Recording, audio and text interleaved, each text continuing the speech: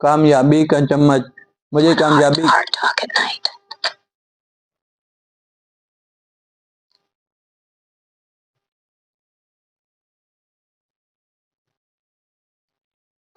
کا چمچ، مجھے کامیابی کسی نے پلیٹ میں رکھ کے نہیں دی۔ جب میں پیدا ہوا تو میرے منہ میں سونے، چاندی، سلور، تانبے یا پتل کا کوئی چمچ نہیں تھا۔ غربت کی لکیر کے نیچے زندگی گزارنے والوں لاکھوں خاندانوں میں سے کسی ایک خاندان میں پیدا ہونا کون سی خوش بختی کی بات سمجھی جا سکتی ہے؟ معاشی پسماندگی کی چکی میں پسنے والے 8 بچوں کو قسمہ پرسی کی حالت میں پالنے کی ذمہ داری کے بوجھ تلے دبے میرے ماں باپ، جنہوں نے خوشحالی کی کبھی شکل نہ دیکھی، اپنی چھوٹی چھوٹی خواہشوں کا گلا گھونٹ کر محرومیوں کی سولی پر چڑھی ہوئی میری ماں، کٹتی ترستی اور لاچار زندگی جیتے جیتے بالآخر ہار گئی۔ میرے باوقار مزدور باپ کے ساتھ شانہ بشانہ مشقتوں کا بوجھ بانٹتے بانٹتے میری ماں اتنا تھک گئی کہ خاموش سے ہمشگی کے آرام کو اپنا لیا۔ مجھے بہت بعد میں پتہ چلا کہ ماں کی بیماری لاج نہیں تھی۔ امی کو بر وقت اسپتال نہ پہنچوا سکنا اور صحت کی بنیادی سہولتوں سے محرومی ان کی موت کا سبب بنی۔ سوچتا ہوں امی جلدی ہسپتال پہنچ جاتی تو شاید ان کی جان بچ جاتی۔ پھر سوچتا ہوں بھلا ایک گدھا گاڑی آخر کتنی تیز چل سکتی ہوگی۔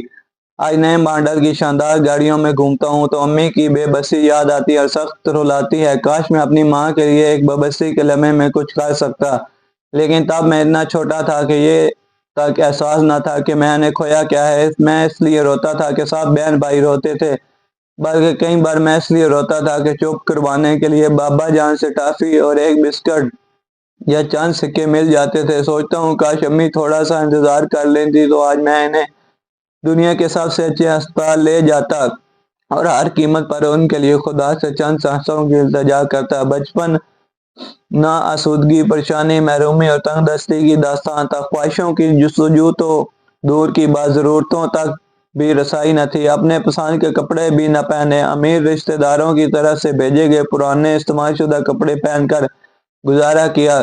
چمکتے دمکتے الیکٹرانک کھلونے کی بجائے اپنے ہاتھ سے بنائے مٹی کے کھلونے پر ہی اکتفا کیا۔ زندگی میں ہر چیز کی کمی تھی، تنگ دستی، غربت، بیماری، بے بسی اور مایوسی کا راج تھا۔ زندگی محرومیوں سے بھری پڑی تھی۔ گھر کا جذباتی ٹمپریچر خطرناک حد تک پہنچ چکا تھا۔ حد تنگ ہے کہ الفاظ سن کے کان پک گئے تھے۔ زندگی ادھار پر چل رہی تھی، روزمرہ کے سودا سلف کے لیے ادھار، مالک مکان سے ادھار، دودھ والے سے ادھار، حتیٰ کہ اسکول کی فیس بھی ادھار۔ ہر مہینے ٹیچر کلاس سے نکال دیتے، جاؤ گھر سے فیس لے کے آؤ۔ گھر سے جواب آتا ابھی پیسے نہیں ہیں۔ کئی بار تنگ آ کے گھر میں کوئی کہتا فیس نہیں ہے، ماسٹر صاحب سے کہو ہمارے نام کاٹ دیں۔ آج پیچھے مڑ کے دیکھوں تو ان تمام محرومیوں، تنگ دستی اور مشکلات کے باوجود مجھے اپنے بچپن یادگار محسوس ہوتا ہے۔ اپنے بہن بھائیوں کے ساتھ مل کر اپنا کھیل کا سامان بھی خود ہی بنا لیتے تھے۔ کبھی پولی تھین کے شاپنگ بیگز اور کپڑوں کو جلا کر ایک سخت قسم کی گیند نما چیز بنائی تو کبھی پرانے کپڑوں اور ٹاکیوں کو سوئی دھاگے سے سی کے کرکٹ کھیلنے کے کھدو تیار کیے۔ بہن جس ڈنڈے سے پیٹ کر کپڑے دھوتی تھی وہی ہمارا بیٹ بن جاتا۔ کسی درخت پر چڑھ کر اس کی کوئی مضبوطی ٹہنی جو آگے سے ذرا مڑی ہوتی کاٹی جاتی وہی ہماری ہاکی بن جاتی۔ پرانی کتابیں، پرانے کپڑے، پرانے جوتے، پرانے بیگ ہی ہمارے ساتھی رہے۔ کلاس کے دیگر بچوں کی نئی کتابیں، بیگ، کپڑے اور جوتے دیکھ کر ہمارے اندر نئی آرزوئیں جاگتی، لیکن محرومی کی لوریاں ان آرزوؤں کو پھر سے سلا دیتی۔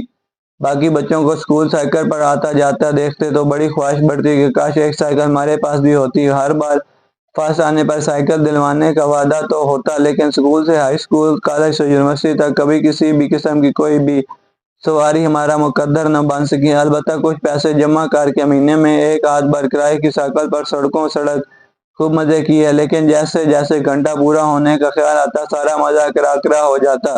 سائیکل واپس کر کے گھر پیدل آنا بہت ہی برا لگتا تھا، لیکن زندگی بڑھتی چلی گئی۔ ماں باپ غریب ضرور تھے، لیکن شعور، علم و آگاہی ان میں کوٹ کوٹ کے بھرا تھا۔ ابو نے کبھی اسکول کی شکل نہیں دیکھی تھی، لیکن اعلیٰ درجے کی شاعری لکھتے تھے۔ اردو زبان پر انہیں اردو دانوں کی طرح عبور حاصل تھا۔ بے سر و سامانیہ وسائل کی شدید قلت کے باوجود ان کے لباس، گفتار اور طرز عمل سے وقار جھلکتا۔ محنت، سچائی اور بلند عزمی انہی سے سیکھی۔